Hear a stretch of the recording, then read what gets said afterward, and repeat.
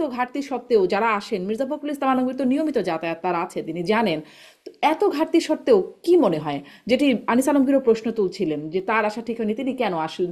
কেন আসলেন তিনি? তাদের কি কোনো এজেন্ডা আছে, কোনো পরিকল্পনা আছে? তিনি কেন এরকম কোনো পরিকল্পনা ছাড়া, এমনকি সিঙ্গাপুর থেকে যখন নামলেন তখন সাংবাদিক জিজ্ঞাসা করেছিল যে জাতিসংঘ সফরে কি করবেন, তো বলছেন আমার ভূমিকা কি হবে আমি নিজেও জানি না। সফরের দুদিন আগের ঘটনা এটি। তো এরকম একটা অবস্থায় মির্জা ফখরুল ইসলাম আলমগীরের মতো মানুষ, একটা তো নিশ্চয়ই উদ্দেশ্য আছে, আসলে তো আর প্লেজার টিপে মির্জা ফখরুলের আসবার কথা না, কেন আসলেন কি মনে হয়? না, এটা আপনি আপনি ঠিকই বলেছেন যে আপনার এই জার্নালিস্টিক কিউরিওসিটি এবং এই প্রশ্নটা ওঠাটাই স্বাভাবিক। আনিস আলমগীর বলেছেন যে মানে প্লেজার ট্রিপ হলেও কিন্তু এটার সঙ্গে কিন্তু অনেক ধরনের স্পেকুলেশন জড়িত আছে। এবং বাংলাদেশের যে রাজনৈতিক বাস্তবতা, সেখানে একটা জিনিস তো এখানে অলরেডি আলোচিত হয়েছে, যে এটাকে একটা ইনক্লুসিভ একটা, কি বলবো, যে গভর্নমেন্ট, যে তার উপরে সকলের সমর্থন আছে, সবাই তাকে তাকে সবাইকে উনি মানে এক করে ওনার সঙ্গে জাতিসংঘে নিয়ে গেছেন। গ্লোবাল যখন নেতাদের সঙ্গে ওনার মিটিং হবে, আলোচনা হবে, তখন তো উনি এই কথা খুব গর্বের সঙ্গে বলবেন যে দেখেন, আমি যেই গভর্নমেন্টের নেতৃত্ব করছি, সেই গভর্নমেন্টের রাজনৈতিক দলগুলো মোটামুটি বড় রাজনৈতিক দলগুলো সকল প্রতিনিধি আমার সঙ্গে এসছেন এখানে। তবে এটার সঙ্গে যে স্পেকুলেশনটা রাজনৈতিক অঙ্গনে আছে, সেটা হচ্ছে যে আগামী নির্বাচন কেন্দ্রিক যে একটা টেনশন, এক ধরনের অনিশ্চয়তা, যেটা ফেব্রুয়ারিকে ইলেকশনকে ঘিরে যেমন মানে মানুষের মানে আশার সঞ্চার আছে, একই সঙ্গে কিন্তু আপনার কিছু অনিশ্চয়তা বোধও আছে। কারণ রাজনৈতিক দলগুলো আগামী নির্বাচনকে যেভাবে তারা বার্গেনিং চিফ হিসেবে দেখছে, এই যে ঐকমত্য কমিশনের আলোচনার পরবর্তীতে আমরা যা দেখছি, তাতে মনে হচ্ছে যে নির্বাচনটা আসলে কতটা কন্টেস্টেড হবে, নির্বাচনটা কতটা জনগণের ভোটের ভিত্তিতে হবে, নাকি রাজনৈতিক দলগুলোর মধ্যে এক ধরনের সমঝোতার ভিত্তিতে হবে। তো সমঝোতার একটা আবহ তৈরির চেষ্টা আমার মনে হয় এই সফরের মধ্য দিয়ে হতে পারে। এবং সেটার জি, পৌরোহিত্য প্রফেসর ইউনূসই করছেন, যে তোমরা এত ঝগড়া বিবাদের দরকার নাই, নির্বাচন হবে এবং নির্বাচনগুলোর মধ্যে সবাই মিলে একসঙ্গে অংশগ্রহণ করো, এবং সবাই অভ্যুত্থানের শক্তি হিসাবে সবারই আগামী রাষ্ট্র গঠনে একটা বা ক্ষমতার ভাগাভাগিতে সবারই একটা অংশগ্রহণ থাকা প্রয়োজন জি, আছে। এবং সেটা জি। জনাব আমার জহুরুল আলম, নির্বাচন কেন্দ্রিক টেনশনটা নিয়ে আমি আরেকটু বিশেষভাবে কথা বলতে চাইবো। কিন্তু আমি জনাব আনিস আলমগীর আপনার কাছ থেকে একটু শুনতে চাই, এই যে যেই প্রচেষ্টাটা ছিল, একটা ঐক্যবদ্ধ সবাই বা ঐক্যমত সবার মধ্যে আছে, এটি একটা প্রদর্শনের হয়তো প্রচেষ্টা বা পরিকল্পনা আছে। কিন্তু ঘটনাটা যা ঘটে গেল, যেখানে দেখা গেল ডক্টর ইউনূস প্রটোকলের সাথে চলে গেলেন, বিএনপির সিনিয়র নেতা মির্জা ফখরুল ইসলাম আলমগীর এভাবে অপদস্থ হলেন আর ডিম খেলেন, গালি খেলেন, এটা তো দেখলাম আমরা।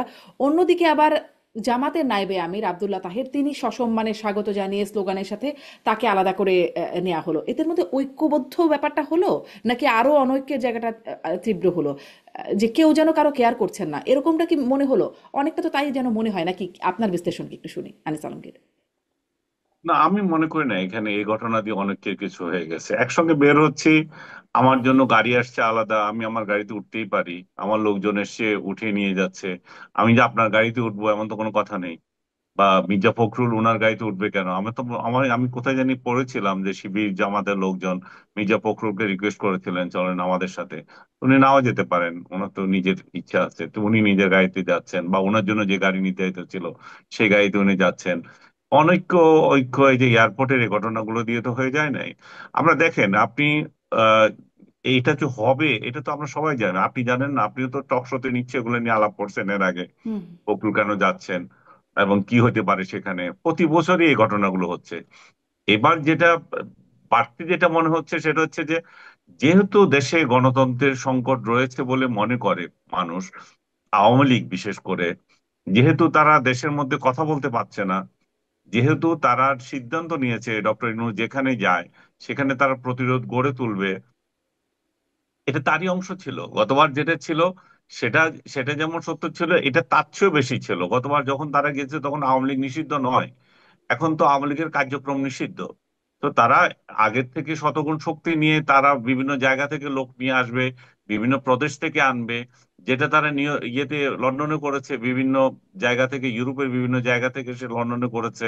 তো এখন ডক্টর ইনু যেখানে যাবেন সেখানে এই প্রতিরোধের ওনাকে সম্মুখীন হতে হবে। আর ডক্টর ইউনূসের প্রতিরোধের সম্মুখীন সেকেন্ড যদি কেউ থাকে থাকে, যেটা হচ্ছে ওনারই পছন্দের রাজনৈতিক দল যেটা এনসিপি, তারাই হবে। বিএনপি কিংবা জামাত তো প্রধান টার্গেট হতে পারে না এখন আওয়ামী লীগের, বিভিন্ন জায়গায়ও তাই হবে। এখন এনসিপি কেন হবে সেটা যদি আপনি বলেন যে কারণ 5 আগস্টের ঘটনার সাথে এনসিপির ভূমিকা বেশি ছিল। এনসিপি নেতা নেত্রীরা যে সমস্ত বক্তৃতা করেছেন, বিশেষ করে যে যে নেতা নিয়ে আপনি ডিম খাওয়ার কথা বলছেন, যে আমি বারবার ওর নাম ভুলে যাই, হুম, আক্তার। আক্তার।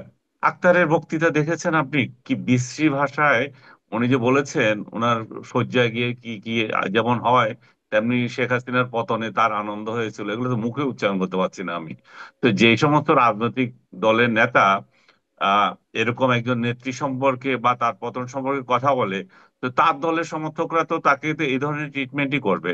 আমি তো থ্যাঙ্কস জানাই যে এখানে বড় ধরনের কিছু ঘটে নাই, এবং একটা একটা প্রতীকী প্রতিবাদ হয়েছে, এবং এই প্রতীকী প্রতিবাদের মধ্যে শেষ হয়ে গেছে। এটা তেমন কিছু না, আমার নিজের অভিজ্ঞতা থেকেও আমি দেখেছি এরকম ডিম মারতে, আমি দেখেছি কেক মারতে, মুখের উপরে কেক দাঁড়িয়ে আছে, মুখের উপরে কেক ঢেলে দিয়েছে। তো এই জাতীয়, আপনি তো আমেরিকাতে আছেন, আমেরিকাতে তো এগুলো অতি সাধারণ ঘটনা। এটা নিয়ে তো মূর্ছা যাওয়ার কিছু আমি দেখি না, এবং এটা নিয়ে এত পেঁচালেরও দরকার নাই। এবং এইটা নিয়ে আপনি যে বলছেন ইন্টারন্যাশনাল ভাবমূর্তি হয়ে যাবে, আরে ইন্টারন্যাশনাল বাংলাদেশকে নিয়ে গণেকে, আপনারা যে ওইখানে আছেন দেখেন না, আপনি জাতিসংঘে যান না একদিন, যাদের গিয়ে দেখে আসেন না? আপনারা যেটা নিয়ে এতে চিন্তা করছেন যে ডক্টর ইউনূস গেল এবং সেখানে জানি কি হয়ে যাচ্ছে, তার দলের লোকেরা, তার দেশের লোকেরা কি করছে, এগুলো গণেকে। আপনি নিউ ইয়র্কের পত্রিকায় 1 ইঞ্চি রিপোর্ট আসছে কোথাও, বাংলা পত্রিকাগুলো ছাড়া? এগুলোর গণেকে, এগুলো কি ঘটনা? এগুলো তো কিছুই না। যে ঘটনাগুলো যেটা হবে সেটা হচ্ছে আপনার দেশের মধ্যে গণতন্ত্র আছে কিনা, আপনি এখানে ক্ষমতা নিয়ে আপনি মানবাধিকার রক্ষা করছেন কিনা।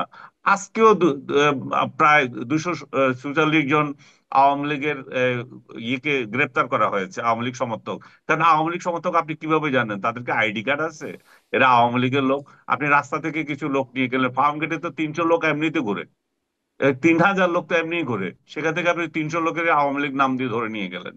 আবার আপনার স্বরাষ্ট্রমন্ত্রী বলতেছে যে সেটা এদেরকে, এরা যাতে ইয়ে না পায়, কি বলে, জামিন না পায়, সেই রকম ব্যবস্থা করব আমি।